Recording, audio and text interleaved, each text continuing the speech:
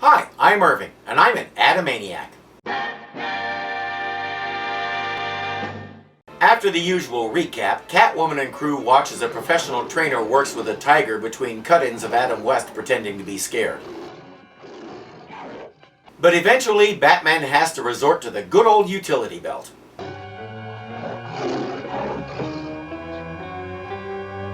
He's gonna fight that tiger's claws with his own!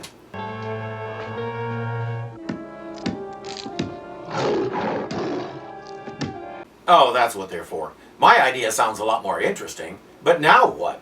Catwoman reminds him that he can't stay there forever and the tiger is really hungry, then leaves to deal with Robin. Batman goes to work.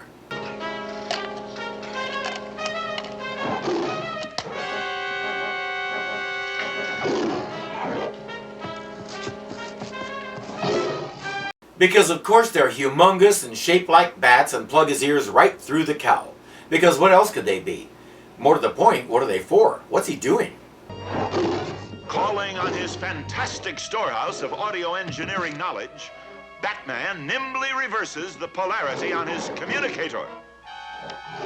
Then increases the audio modulation to about 20,000 decibels, knowing full well it will split the tiger's skull. I think I'm going to ignore all the goofy things about that statement and think about the fact that they had no way to show that. They had to resort to narration. It seems to me somebody could have come up with a better escape. He has those smoke pellets, he has his bat rope, he has his little things that explode. I can think of lots better ways out of this predicament than one that has to narrate a bunch of pseudoscience to let people know what's going on. Still, it works.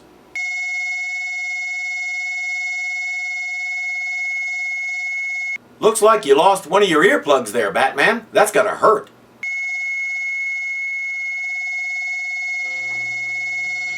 Oh, hey, it respawned. Never mind.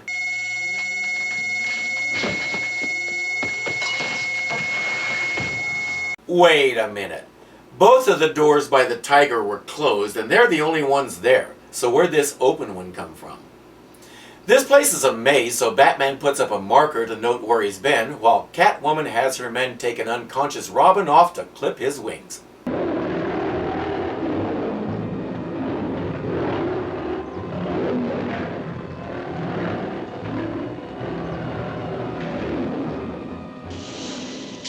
There's 2 hungry tigers in that pit below him, but we're not concerned with those. Pay special attention to those heavy leather straps holding Robin down.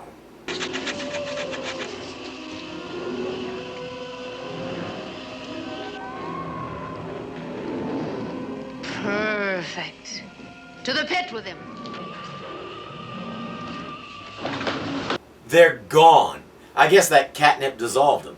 But now there's nothing holding Robin down, so as quick as he wakes up, he can just get up and hop off that thing. The setup is this. They weighed him down to the ounce, and they have exactly that amount of sand that they put in a counterweight on the other end of the plank. Catwoman pulls the plug on the sand, and as it runs out, the board tilts more and more until he's dumped off into the tiger pit. And remember, there's nothing holding him down to that plank.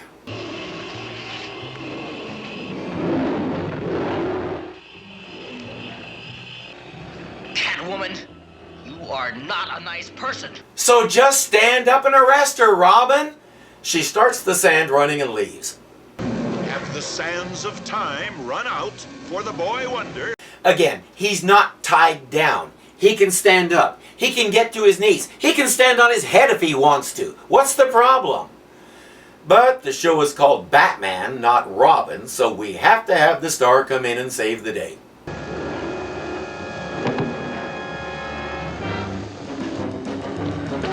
And I can't help noticing that as soon as Batman gets there, Robin just stands up. It's not that Batman is a counterweight, he's standing right on the fulcrum bar. I would have loved to hear a director's explanation for that one. We get a fight scene, and while Batman and Robin are tying up the bad guys, one of them isn't quite done. Batman, trying to escape. Maybe we can still catch him. Better still, let's investigate this lair. Perhaps we'll find Catwoman. She told both of them she had business elsewhere. Maybe you should be trying to figure that out instead of looking for her where she obviously isn't.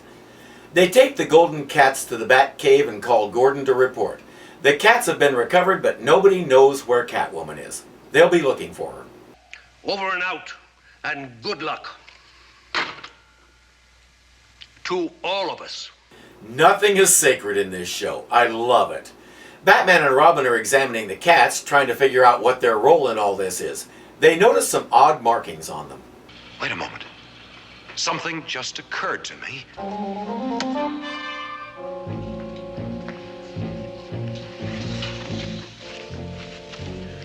There's an obscure legend that these cats once belonged to the notorious pirate Captain Manx. Of course he would know that. And I notice his research shelf has a whopping 5 books on it, 4 of which are the history of Gotham City, because what else does he need?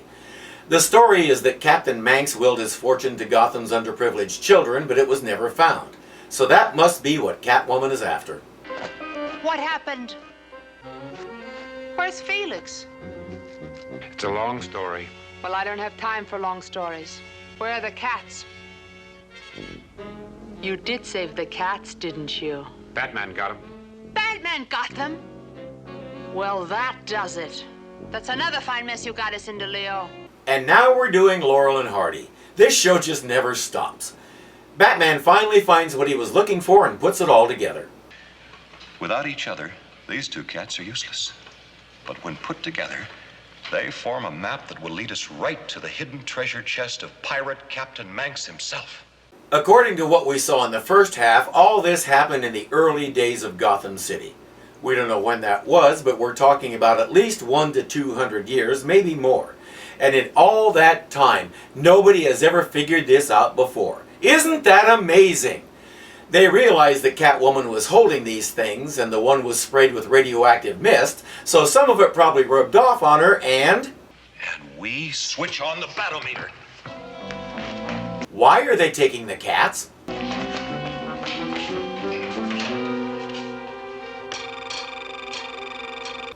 Somebody tell me what's wrong with this plan.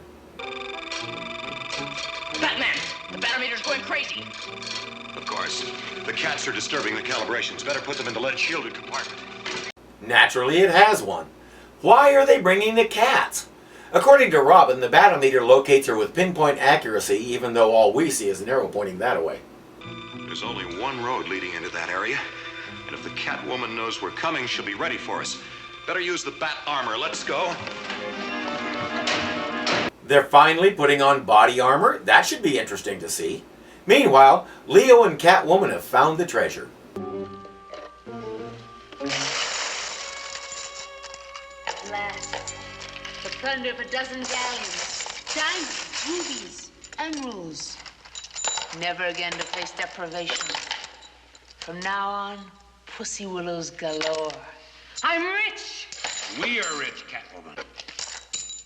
Uh-oh, I think Leo should watch his back. That was not a friendly gesture.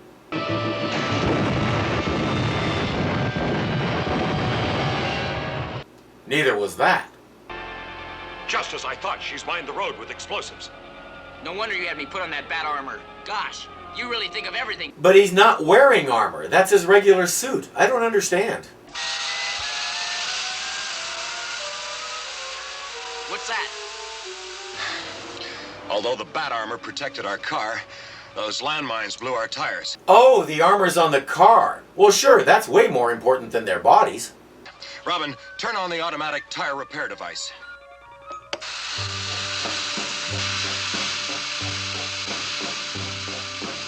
I'm having one of those installed next week. They pull up to Catwoman's vehicles. The bathymeter says she's close.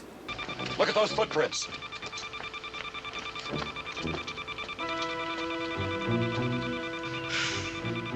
Only one man has feet that big. Catwoman! Oh wait, I guess they mean Leo. While they search for the entrance, in the cave, Leo has finished bagging the loot. Boy, I wonder what my end's gonna be. This.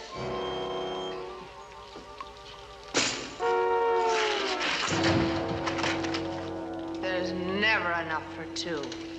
I think Leo was the only person on the planet who didn't see that coming. Stay right where you are, Catwoman.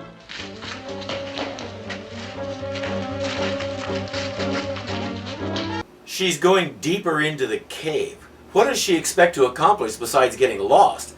I know cats are nimble and agile and all that, but the ones in my house have a lousy sense of direction.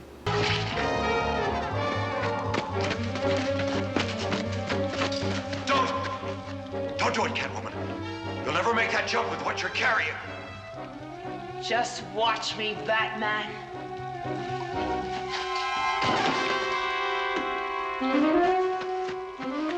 Batman, help me! She almost made it even with that heavy bag, so it should be easy for him to jump over there and pull her up. Hang on, Catwoman. When I throw the bat rope, reach out and catch it.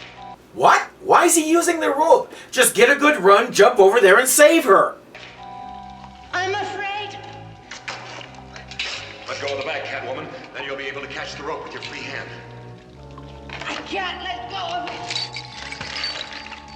Drop it, Catwoman. Otherwise, you'll fall into that bottomless pit.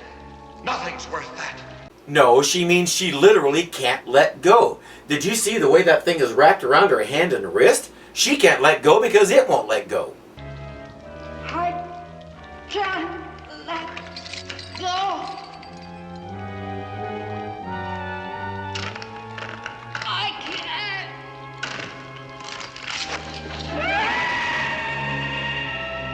Catwoman! He expects her to answer? This is Molly in the reactor all over again. Batman has a woman in peril for her life, and he comes up with the most convoluted, no freaking way this can work method to try, and fail, to save her. Why didn't she let go of the bag? Didn't she know what would happen? Greed is an overpowering emotion, Robin. It So is a drawstring tied in a cat's cradle around your wrist. sometimes dims all the senses, even that of self-preservation. I suppose in the end, that's what trips up all criminals. You think she might still be alive? A cat is supposed to have 9 lives. It's hard to say. And just to tie up any loose ends, we have this. Honestly, my goodness. What's wrong, Aunt Harry? It's this infernal cat. The little heathen stole the lobster I was preparing for your dinner. This cat is a thief. Well, we're doing our best to rehabilitate it. Well, it steals everything it can lay its paws on. You have to understand, Aunt Harriet. The cat comes from a broken home.